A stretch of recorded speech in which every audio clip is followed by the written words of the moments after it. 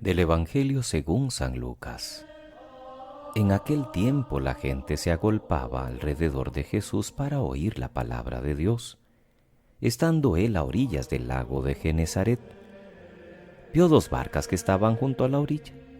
Los pescadores habían desembarcado y estaban lavando las redes. Subió a una de las barcas, la de Simón, y le pidió que la apartara un poco de tierra. Desde la barca sentado enseñaba a la gente. Cuando acabó de hablar, dijo a Simón: «Rema mar adentro y echad las redes para pescar». Simón contestó: «Maestro, nos hemos pasado la noche bregando y no hemos cogido nada, pero por tu palabra echaré las redes». Y puestos a la obra, hicieron una redada de peces tan grande que reventaba la red. Hicieron señas a los socios de la otra barca para que vinieran a echarles una mano. Se acercaron ellos y llenaron las dos barcas que casi se hundían. Al ver esto, Simón Pedro se arrojó a los pies de Jesús diciendo: «Apártate de mí, Señor, que soy un pecador». Y es que el asombro se había apoderado de él y de los que estaban con él, al ver la redada de peces que habían cogido. Y lo mismo les pasaba a Santiago y Juan, hijos de Zebedeo, que eran compañeros de Simón. Jesús dijo a Simón: «No temas, desde ahora serás pescador de hombres». Ellos sacaron las barcas a tierra y dejándolo todo, lo siguieron. Palabra del Señor. Gloria a ti, Señor Jesús.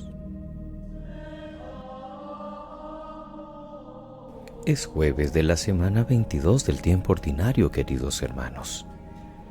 Siempre en la primera carta de Pablo a los Corintios, continuamos con la acusación que Pablo hace ayer a aquella comunidad de inmadura e infantil por las divisiones que se suscitaban entre ellos. Hoy vuelve al tema, pero desde la perspectiva de la sabiduría. Si son sabios según el mundo, entonces sí que se explican estas divisiones sobre Apolo y Pablo. Y esta vez añade también a Cefas, es decir, a Pedro, que también se ve tenían sus seguidores en aquella comunidad. Pero eso para Pablo no es sabiduría, más bien es necedad a los ojos de Dios. Porque deberíamos aprender a juzgar las cosas y las personas desde una mentalidad espiritual y madura. Esta mirada la expresa Pablo con una profunda y lúcida gradación. Todo es vuestro. Pablo, Apolo, Pedro, el mundo, la vida. Todo es vuestro. Pero vosotros sois de Cristo y Cristo de Dios. Esta visión sí que es una interpretación espiritual de la historia, que a la vez relativiza nuestras preocupaciones y celos en la vida de la comunidad. Nada es absoluto sino Cristo y Dios. Lo demás, incluidos los ministros de la comunidad, somos relativos. Morirá Apolo, morirá Pablo, morirá el Papa actual, vendrá otro más, moriremos los sacerdotes que estamos en ejercicio ahora, como ya murieron los que mucho antes que nosotros tuvieron esta tarea. Pero Cristo es el mismo ayer, hoy y para siempre. Y es el que a través de esta iglesia frágil y caduca nos va llevando a todos hacia Dios. Y esta es la clave de la sabiduría espiritual, la sabiduría del grupo que busca al Señor, como dice el Salmo que complementa la primera lectura. El que sigue criterios humanos y se cree listo, tiene pensamientos vanos, y Dios lo caza en su astucia. En nuestra vida de comunidad, muchas veces se establecen una serie de divisiones más o menos sutiles, basadas en lo que Pablo llama claramente necedades, y damos importancia a lo que no la tiene. A los ministros de la comunidad, el Papa, los obispos, sacerdotes cercanos, que no somos ni protagonistas ni dueños.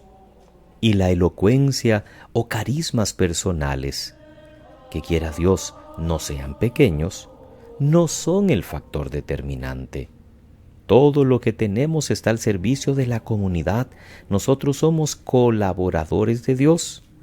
Y no vale la pena que por unas cualidades más o menos se produzcan tensiones que no son buenas.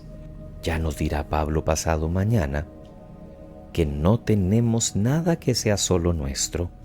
Todo lo hemos recibido, y si lo hemos recibido es gracia, y si es gracia, no podemos llenarnos de vano orgullo.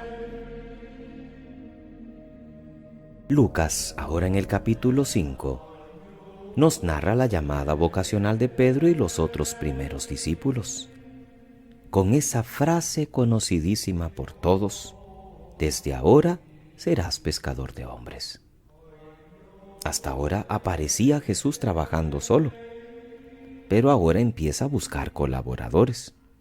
Ya ayer hablaba de Pedro el Evangelio, cuando nos decía que Jesús curó a su suegra. Hoy nos cuenta cómo, para poder apartarse un poco de la gente que se agolpaba en torno suyo, Jesús le pide a Pedro que le preste su barca. Imaginemos qué satisfacción sentiría Pedro que ese predicador que se está haciendo famoso por su palabra y milagros le pida su barca, aunque luego a regañadientas tenga que actuar porque tiene la experiencia del fracaso de la noche. Pedro es pescador y sabe que los peces se pueden enredar en las redes, valga la redundancia, en la noche. Pero la palabra de Jesús es tan fuerte que cuando Jesús pide, Pedro obedece, sucediendo la pesca milagrosa que provoca una reacción de espanto y admiración en Pedro. Apártate de mí, Señor, que soy un pecador. Posiblemente la frase dicha por Jesús, pescador de hombres, no la entendieron completamente. Pero aquel hombre les ha convencido de dejarlo todo y de seguirlo. Y ser pescadores de hombres no significa nada peyorativo. Pescar a las personas, en este sentido, no es un proselitismo a ultranza, ni hacer que mueran por nuestro provecho.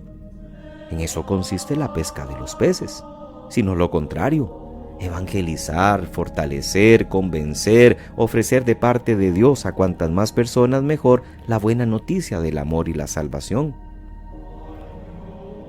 En el origen de nuestra vocación cristiana y apostólica tal vez no haya una pesca milagrosa o algún hecho extraordinario, pero sí de algún modo ha habido y sigue habiendo un sentimiento de admiración y asombro por Cristo y la convicción de que vale la pena dejarlo todo y seguirle para colaborar con Él en la salvación del mundo.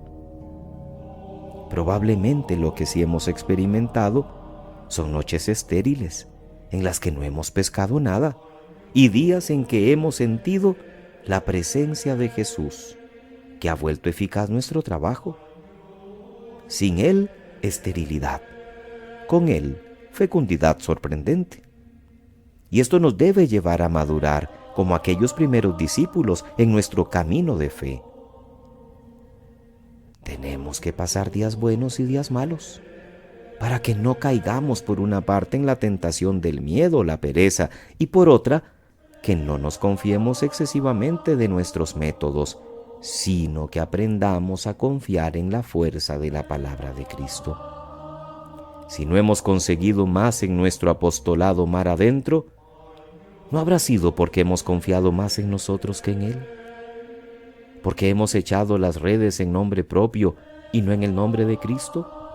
Examinémonos en este jueves eucarístico, quiera Dios, a los pies de Jesús sacramentado. Que pasen muy feliz día, queridos hermanos. Que Dios les bendiga.